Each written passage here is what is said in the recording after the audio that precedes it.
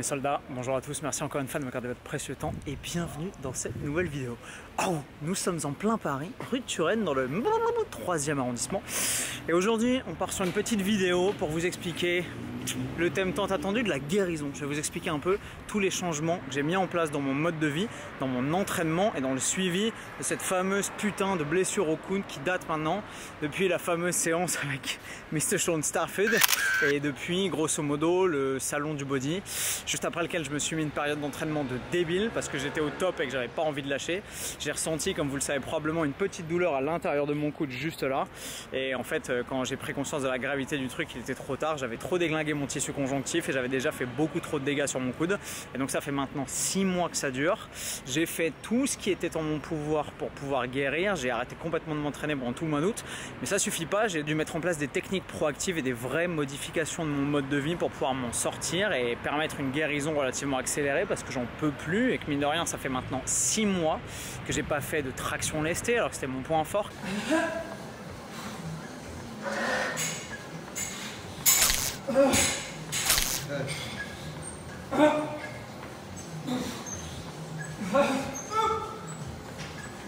Yes.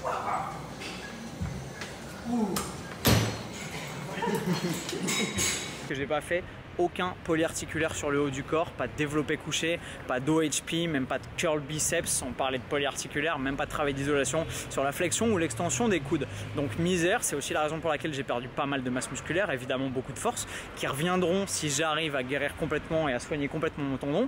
Mais pour l'instant, c'est pas gagné. On va se concentrer sur 3 points, en plus évidemment du sommeil et de l'alimentation et de la réduction des facteurs de stress, qui sont un prérequis incontournable dans la guérison d'une blessure, mais qui sont déjà en place dans mon mode de vie par définition, parce que j'essaie de vivre de façon relativement optimisée. On va se concentrer sur le suivi de la kiné, je vais vous emmener avec moi chez le kiné.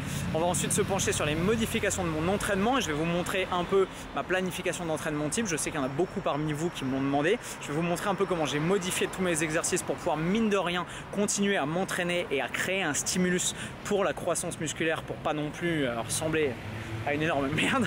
Et ensuite je vais vous parler d'un petit outil qui est un électrostimulateur que m'a prêté Compex. Merci Compex, et je vais vous montrer comment je m'en sers dans le cadre de ma rééducation. C'est parti.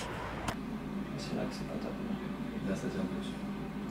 Là non, mais quand tu décales un peu. Ouais, C'est plus pas grave.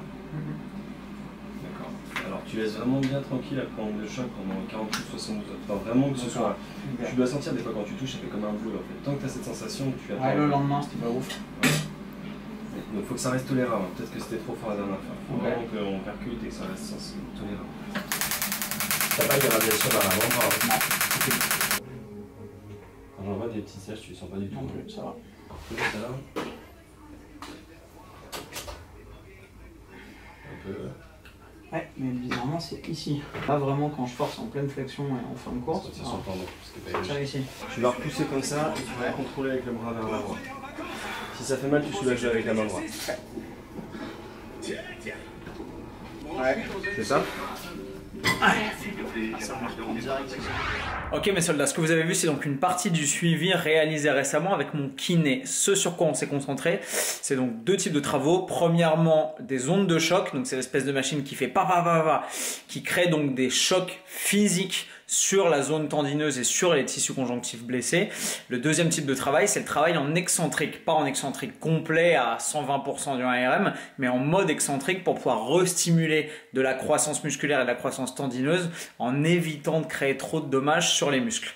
Si tout se passe bien, je pourrais dans un deuxième temps repasser sur du concentrique à faible intensité et notamment grâce à un travail en Katsu que je vais vous expliquer dans la deuxième partie de cette vidéo sur l'entraînement. J'ai la chance, vous l'avez vu, de pouvoir bosser avec un kiné qui est vraiment cool, qui a vraiment une mentalité sportive et orientée performance, pas comme la plupart des médecins généralistes qui ne s'occupent que de vous remettre au boulot pour ne pas creuser le trou de la sécu et qui s'en foutent que vous soyez capable de squatter votre 1RM dans 2 semaines ou dans 6 mois. Là on a une vraie optique de performance et mon kiné s'est vraiment attaché à essayer de comprendre le symptôme. Il m'a fait un diagnostic qui était extrêmement précis, qui m'a permis de comprendre que la douleur, en plus d'être située à l'intérieur du coude, se situait au niveau de l'insertion ici du triceps et qu'elle était plus généralisée sur le coude. Du coup l'orientation du traitement a été beaucoup plus intelligente et il est vraiment compétent. Donc pour ceux d'entre vous qui vont forcément me le demander, ça s'appelle Keops, c'est dans le 12e et vous demandez Jean-Baptiste, vous serez super bien reçu. On va maintenant passer à l'entraînement mes soldats, c'est parti. Et quoi de mieux que pour commenter ce petit training que d'avoir recours à une bonne vieille voix off des familles. Alors là, vous allez voir pourquoi ma vie est un enfer depuis 2 mois. Je ne peux pas attraper d'objets lourds avec ma main et faire de tirage parce que ça crée trop de tension sur mon coude. J'ai donc bricolé en bon géo trouve tout une espèce de solution miracle avec des sangles de cheville accrochées à des mousquetons d'escalade, accrochées à des sangles de hamac, les trucs noirs qui pendent. Ça tient 400 kg de pression, donc c'est super balèze. Je vous les mets en lien dans la description si ça vous intéresse. Et comme vous le voyez, c'est relativement magique parce que ça me permet mine de rien de travailler mes grands dorsaux en amplitude quasi complète et ça c'est cool. Il y a quelques années, j'aurais pu critiquer les gens qui ne se servaient que des machines et qui n'utilisaient pas les poids libres, les barres, les haltères et les poulies. Malgré tout, quand on est blessé et qu'on ne peut pas faire mieux que ça, et ben vous voyez que c'est hyper utile parce que j'arrive à stimuler mes pectoraux avec tout simplement ce pec deck qui est plutôt chouette. Autre problème, pour pouvoir bosser sa chaîne postérieure, quand on ne peut pas faire de soulevé de terre jambes tendues, on est un peu limité. J'ai donc recours à un exercice qu'on voit plus très souvent dans les salles malheureusement, qui est un bon vieux good morning des familles. Et comme vous le voyez, ça me permet de travailler en polyarticulaire, relativement lourd, parce que là on n'est pas loin des 100 kg. Pour un mec qui a une main complètement dans le sac, c'est pas mal. Et de surcharger ma chaîne postérieure comme il se doit, alors que je suis incapable d'attraper une barre de ce poids-là pour faire un soulevé de terre jambes tendues. Donc c'est très cool. La même astuce ici pour les pectoraux qu'on retrouve sur une poulie vis-à-vis. J'ai tout simplement accroché les sangles de cheville aux mousquetons et aux 2 capes de la poulie. Et ça me permet, comme vous pouvez le voir, de travailler mes pecs sur des fly, donc des écartés, avec une amplitude totalement complète, la même que si j'avais les poignets dans les mains et c'est vraiment chouette. Et ici, un autre exercice de tirage, un peu moins tirage large en pronation comme l'exemple d'avant. Là, on est sur un tirage avec une prise un peu plus serrée, un peu plus prise neutre et c'est très cool aussi. Alors évidemment, un pratiquant de mon niveau n'a normalement aucun intérêt à travailler les abdos en isolation parce qu'avec tous les mouvements polyarticulaires, les tractions lestées, le coucher, l'OHP, le squat, le soulevé de terre, etc. Le recrutement des abdos est largement suffisant. Mais là, comme j'ai plus tous ces polyarticulaires, vous l'avez compris, une petite machine à abdos qui me permet de les travailler en isolation est bien utile. Et qui dit blessé du haut dit qu'on peut bombarder littéralement le bas. Et la meilleure façon de le faire en augmentant sa fréquence et son volume musculaire sans créer de nouvelles lésions de surutilisation sur les tendons notamment, c'est d'utiliser le processus que vous voyez sur le haut de mes cuisses qui est le processus du katsu. Même si ça casse la gueule comme vous le voyez, c'est un processus extrêmement utile inventé au Japon en 1966 et qui permet de créer une occlusion vasculaire qui accumule le stress métabolique dans les tissus musculaires et permet donc une hypertrophie et un gain de force sans créer davantage de dommages musculaires et articulaires. Et ça c'est génial, si ça vous intéresse, je peux vous faire une vidéo rien que là-dessus, dites-le moi en commentaire. Ok, alors un autre truc que j'ai la chance de pouvoir utiliser pendant cette petite convalescence, c'est un Compex, c'est un électrostimulateur, un appareil qui me permet d'envoyer des micro-décharges électriques à mon muscle et à ma zone tendineuse blessée pour pouvoir optimiser la récupération. Alors, le truc est génial, merci Compex de m'avoir envoyé ça, c'est un gros outil, c'est vraiment sympa et je rêvais d'en avoir un la première fois que je suis allé à l'INSEP voir les professionnels l'utiliser. C'est vraiment chambé, c'est sans fil, nouvelle technologie, alors qu'avant on se trimbalait avec un truc, on ressemblait à un Predator en cavale.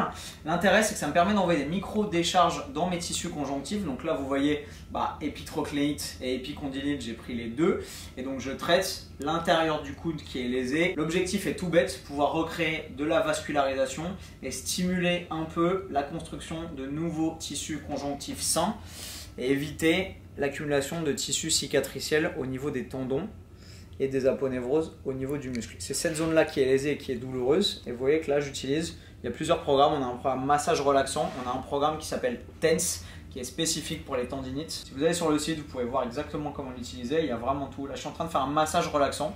Donc vous voyez, il varie les intensités de contraction et il m'envoie, c'est pas moi qui bouge ma main, évidemment, c'est les micro-décharges électriques. Tu peux filmer là pour voir comment ça bouge. C'est absolument pas douloureux si vous vous posez la question de savoir si ça fait mal. Ça fait pas du tout mal, ça fait du bien plutôt. Et ça recrée les bienfaits. Vous voyez, il augmente la fréquence là. Et ça recrée les bienfaits d'un massage qui va permettre de revasculariser la zone tendineuse, les tissus conjonctifs et qui évidemment améliore la récupération. Alors ça n'a rien de magique, c'est pas en faisant ça et en continuant à vous entraîner comme un débile que ça va vous guérir, mais en faisant ça, en dormant bien, en optimisant votre sélection des exercices et en faisant toutes les modifications de mon mode de vie que j'ai mis en place et que je vous présente dans la vidéo, ça va aider à une guérison, je l'espère, rapide et pérenne. Donc super outil, si ça vous intéresse, j'ai pas de code promo mais je peux vous mettre le lien du site juste en dessous pour que vous puissiez aller voir. C'est le Compex Fit 5 et c'est plutôt cool. Voilà mes soldats, fin du game, il fait un temps absolument magnifique, on va essayer d'aller en profiter. Merci d'avoir suivi cette vidéo et de m'avoir consacré votre précieux temps comme d'habitude. Si vous avez envie que je traite d'autres sujets en vidéo à l'avenir, dites-le moi juste en dessous, en commentaire. Je fais cette chaîne YouTube pour vous et c'est pour vous permettre de progresser, de réaliser votre plein potentiel ici et là, que je bosse tous les jours que Dieu fait. Donc n'hésitez pas à me dire, juste là. Merci infiniment d'avoir suivi cette vidéo. Si elle vous a plu, dites-le moi aussi, balancez un gros pouce bleu et vous savez comment ça se passe. Je vous retrouve dans une prochaine, comme d'habitude, avec le sourire, plus fort et plus fit. Bam!